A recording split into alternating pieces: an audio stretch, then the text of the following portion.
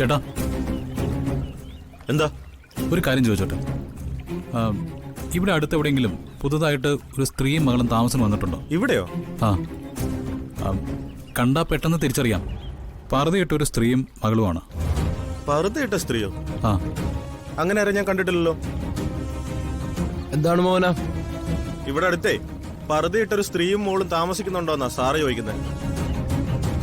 ഉണ്ടല്ലോ.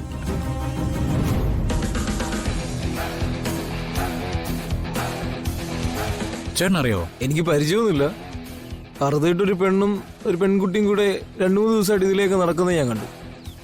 ഒരു ദിവസം വഞ്ചി കയറി പോകുന്നത് ഞാൻ കണ്ടു. ചേട്ടാ, അവരെവിടെ താമസിക്കുന്നത് അറിയോ? കുറച്ചപ്പുറത്ത് ഗായിക ശ്യാമയ്ക്ക് ഒരു ഗസ്റ്റ് ഹൗസ് ഉണ്ട്. അവിടെ അവർ താമസിക്കുന്നെന്ന് തോന്നുന്നു. അതെ അതെ അതെ, അത് തന്നെയാ.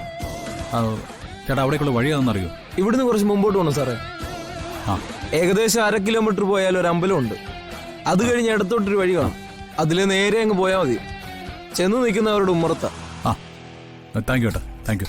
സാറോടുന്ന? ഞാൻ സിറ്റിയിൽ നിന്നാ. ശരി, ആയിക്കോട്ടെ.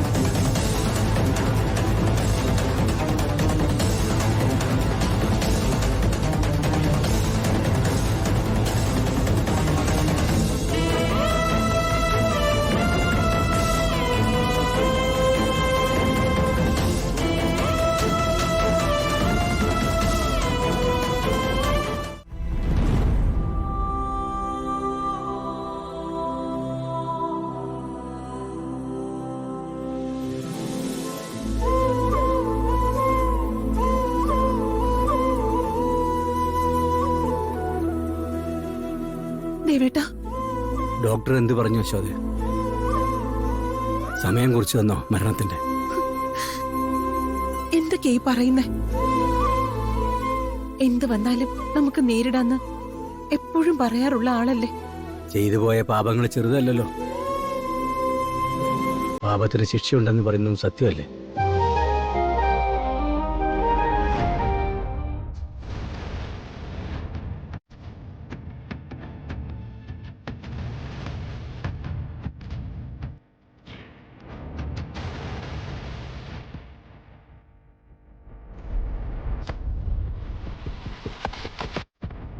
എന്തിനാ മോളെ ഞങ്ങളെല്ലാരും കൊണ്ട് ഇങ്ങനെയുള്ള മഹാപാപങ്ങൾ നീ ചെയ്യിച്ചത്? രാധിക നിന്റെ കൂടെപ്പുറപ്പല്ലേ? നിന്റെ നേട്ടങ്ങൾക്ക് വേണ്ടി എത്ര തവണ നീ അവളെ ഇല്ലാതാക്കാൻ നോക്കി. നീ കാരണമല്ലേ എന്നെ അമ്മയും വിട്ടവള് പോയത്. ഞാൻ എന്ത് ചെയ്തു? സത്യമെല്ലാം അറിയാവുന്ന നീ അത് മൂടി വെച്ചു. നിന്റെ സ്വന്തം അല്ലാത്തത് നീ സ്വന്തമാക്കാൻ ശ്രമിച്ചു. അവിടെ നീ കൂടപ്പുറപ്പിനെ കണ്ടില്ല, കുടുംബത്തെ കണ്ടില്ല.